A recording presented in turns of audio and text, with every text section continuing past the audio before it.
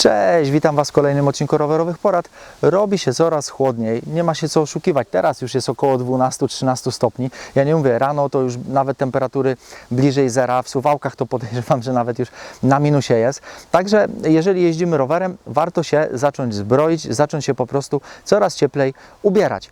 I dzisiaj opowiem Wam o tym, co warto kupić, w co warto się po prostu zaopatrzyć, żeby spokojnie sobie rowerem jeździć, cały czas po prostu czerpiąc przyjemność z jazdy. I zacznę od góry. Tak jak widzicie, mam na głowie czapkę. Czapka jest naprawdę w porządku. Jeżeli kupimy jeszcze jakąś z windstopperem, która nie będzie przepuszczać nam wiatru, będzie nam naprawdę przyjemnie.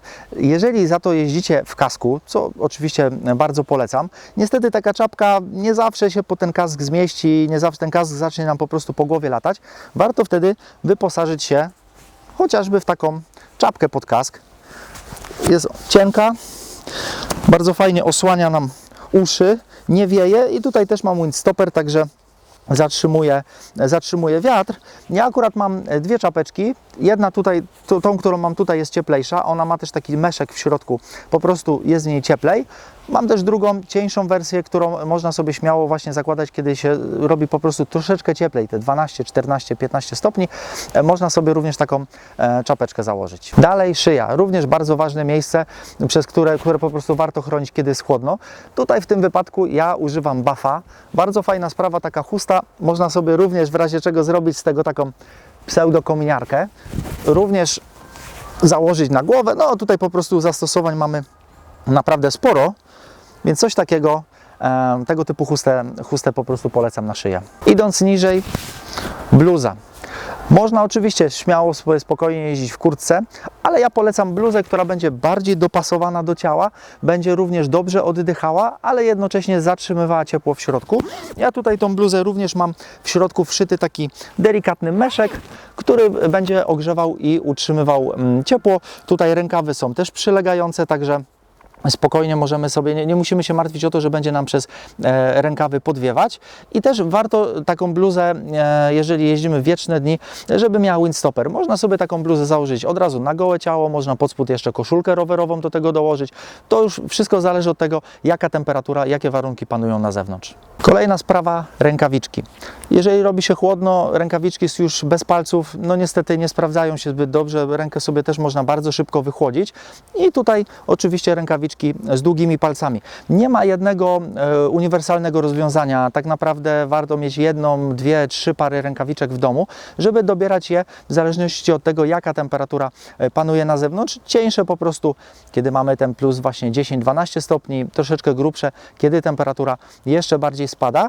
Bardzo fajnie, żeby miały jakieś wzmocnienia, uszczelnienia, właśnie też jakąś warstwę z windstoppera. Również jest to bardzo dobry pomysł, żeby ten wiatr po prostu uderzający w nas zatrzymywały. Kolejna sprawa, nogi.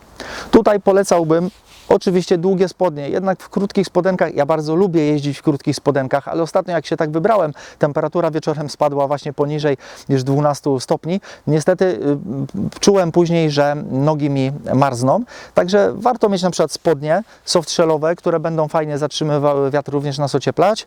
I druga opcja, tego typu termoaktywne getry. Ja wiem, że nie każdemu takie getry mogą pasować, więc można je sobie założyć po prostu pod spód, pod długie spodnie. Jeżeli to komuś nie przeszkadza, tego typu właśnie, czy sztucznych materiałów, czy z wełny merynosów, jakichkolwiek innych materiałów, aby były tylko termoaktywne.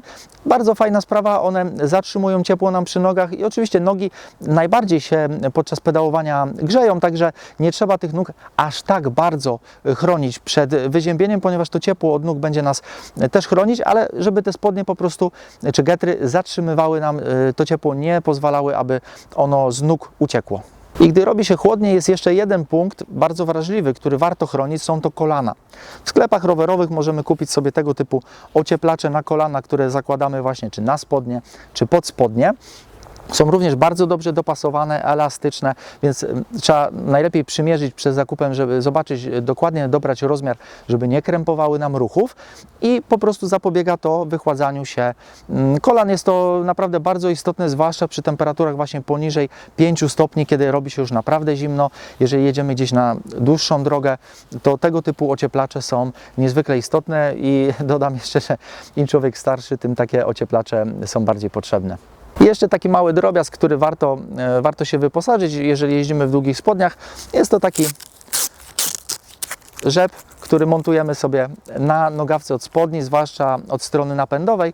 Jeżeli mamy te spodnie jakoś troszeczkę luźniejsze, to po prostu warto założyć, żeby nam nie wkręcały się spodnie w napęd. I też bardzo fajna sprawa, tego typu opaski są odblaskowe, także dodatkowo zwiększa to naszą widoczność na drodze. I na koniec buty. Również stopy są bardzo narażone na wychłodzenie. Warto tutaj albo zaopatrzyć się po prostu w trochę grubsze skarpetki, albo przestawić się na buty, które są po prostu lepiej ocieplone, troszeczkę grubsze, z grubszą podeszwą, ale także z przodu są lepiej zabezpieczone po prostu przed wiatrem. Można również wyposażyć się, ja akurat nie mam takich ochraniaczy, ale są ochraniacze na buty, które naciągamy i one też właśnie dodatkowo chronią przed wodą, przed bryzgającą wodą gdzieś na przykład spod kół, ale także przed wiatrem. Jest to też bardzo fajna ochrona przed po prostu warunkami atmosferycznymi. A teraz jeszcze Wy w komentarzach napiszcie, jak Wy się szykujecie do jazdy jesienią, jak się ubieracie po prostu, czy staracie się ubrać jakoś grubiej, czy jakoś troszeczkę cieniej i grzejecie się po prostu ciepłem własnego ciała. Dajcie znać, a tymczasem dziękuję Wam za oglądanie. Trzymajcie się, hej!